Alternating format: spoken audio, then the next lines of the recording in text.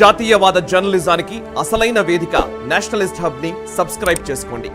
Notifications కోసం bell icon పై click చేయండి. ఒక చిన్నగా చెప్పాలంటే ప్రేక్షకులకు అర్థం అవ్వడం కోసం మామూలు వాళ్ళకు కూడా ఇన్సాల్వెన్సీ అండ్ బ్యాంక్రప్సీ కోడ్ ఉంది కదా, అది ఏంటి అసలు? అంటే అంతకుముందు ఏదన్నా బ్యాంక్స్ కార్పొరేట్స్ కానీ ఇండివిజువల్స్ కానీ డిఫాల్ట్ అయినట్టయితే వాళ్ళు దివాలా తీసినట్టు అనుకున్నాం.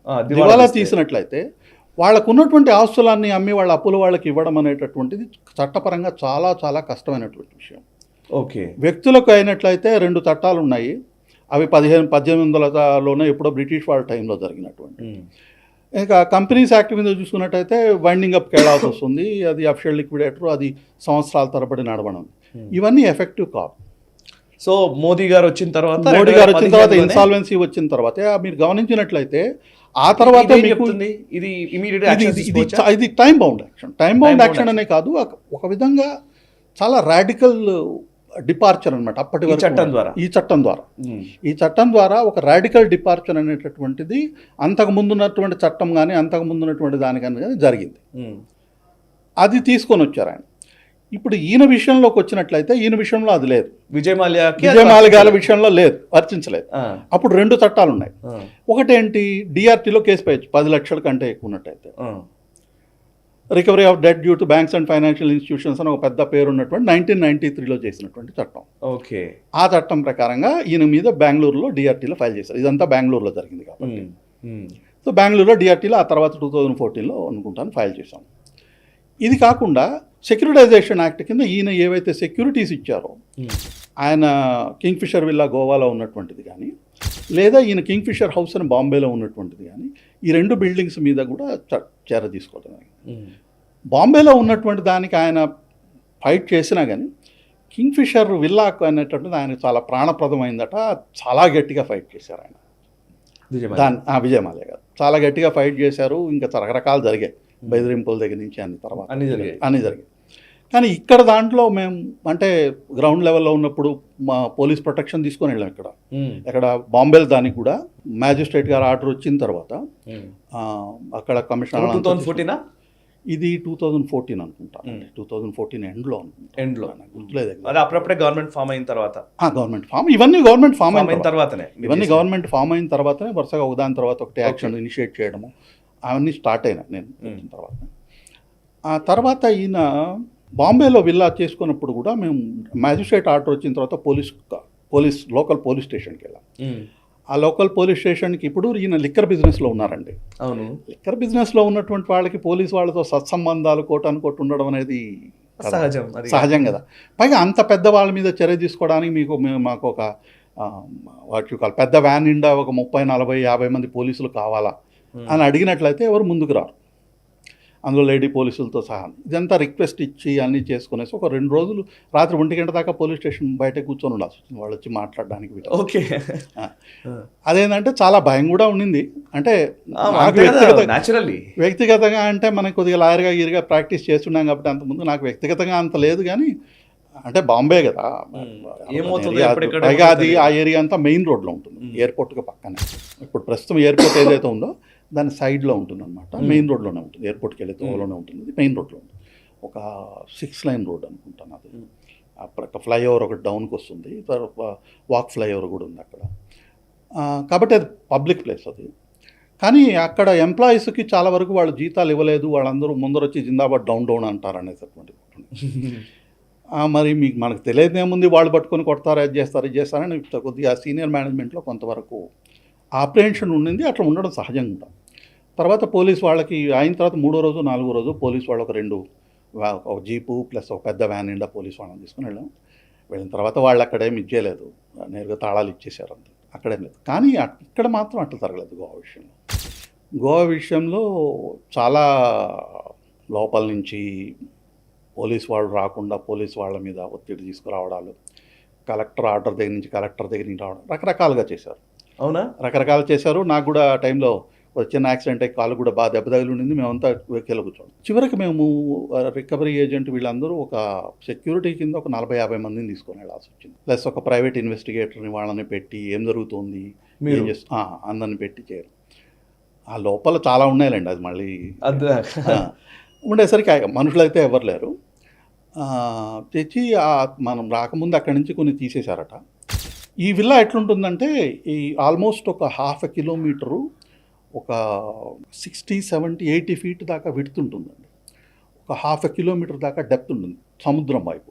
ముందర కొంత మంచి గార్డెన్ టైప్లో ఉంటుంది, తర్వాత విల్లా ఉంటుంది, తర్వాత స్విమ్మింగ్ పూల్స్ ఇవన్నీ ఉంటాయి, తర్వాత మళ్ళీ ఇంకో స్విమ్మింగ్ పూల్స్ ఉంటాయి, తర్వాత పెద్ద గార్డెను, చాలా సీనిక్గా ఉంటుంది అనమాట. ఎప్పుడన్నా పిక్చర్స్ కావాలంటే పెట్టచ్చు. ఓకే.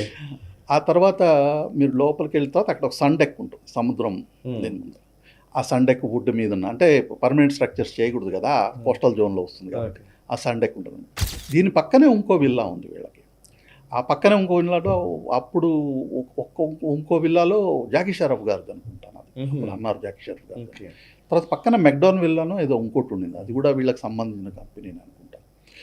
సో దీని గురించి అక్కడ చేయాలనుకున్నప్పుడు మాత్రం అక్కడ చాలా రెసిస్టెన్స్ వచ్చింది. ఆయనకు వ్యక్తిగతంగా చాలా ఇదని అదని అంటారు, అంటే సెంటిమెంటల్ వాల్యూ, అంటే ఆ విల్లాతో ఆయన సెంటిమెంట్, ఆ విల్లాతో సెంటిమెంటల్ వాల్యూ అనేసి.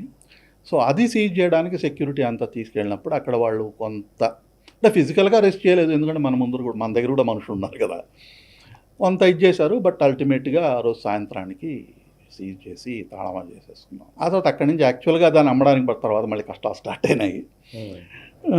అది సీజ్ చేసిన తర్వాత నిజంగా కూడా నా ఉద్దేశంలో అది సీజ్ అయిన తర్వాత బహుశా ఆయనకి ఇది అర్థమైనట్టుంది, ఇది కొద్దిగా సీరియస్ అనేసి.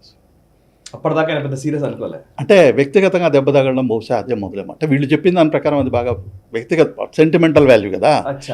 అదైనప్పుడు, ఎందుకంటే మనకు కాంట్రాక్ట్ తెలుస్తుంది, బాంబేలో వాళ్ళు పెద్దగా ఏమి ఫైట్ చేశారు, కానీ ఇది డిఫరెంట్ లెవెల్ ఆఫ్ ఫైట్ అనమాట లీగల్గా. సో దానివల్ల అది కొద్దిగా దెబ్బలైంది. తర్వాత ఏంటంటే ఆయన వరుసగా స్మూత్గానే మరి జప్తు కార్యక్రమం అయితే అంతే స్మూత్గా ఏమైందండి, 40 మందిని తీసుకుని వెళ్తే స్మూత్గా ఉంది అంతే. ఆ విలా అది పెట్టుకున్నారు, చాలా అంటే చాలా కాలంగా తాళం వేసినట్టుంది అక్కడ ఆయన. ఫార్చునేట్లీ నాకు తెలిసి అప్పుడు గోవా ముఖ్యమంత్రి మనోహర్ పారికర్ అనుకుంటా, కొంచెం ఐ థింక్ సో. అక్కడ గవర్నమెంట్ నుంచి ఏం ప్రాబ్లమే లేదు, గవర్నమెంట్ నుంచి ఏం ప్రాబ్లమే లేదు, పోలీసు వాళ్ళ దగ్గర నుంచి కూడా ఏం ప్రాబ్లం లేదు. వాళ్ళందరూ సహకరించారు, కానీ ప్రయత్నం చేశాడు, ప్రయత్నం చేస్తారు కదా. తర్వాత మేము సీజ్ చేసిన తర్వాత వాళ్ళు కొంతమంది వచ్చేసేసి మీరు ఏ హోటల్లో ఉంటారు అని, ఏ హోటల్లో కూర్చున్న పెద్ద పెద్ద హోటల్స్లో కనీసం ఒక 5-6 హోటల్స్ మారినట్టున్నాము. లాస్ట్లో అంటే ఒక 20 సార్లు వెళ్ళి ఉంటానండి ఈ పని మీద, అక్కడికి 10-15 సార్లు వెళ్ళి ఉంటాను కనీసం.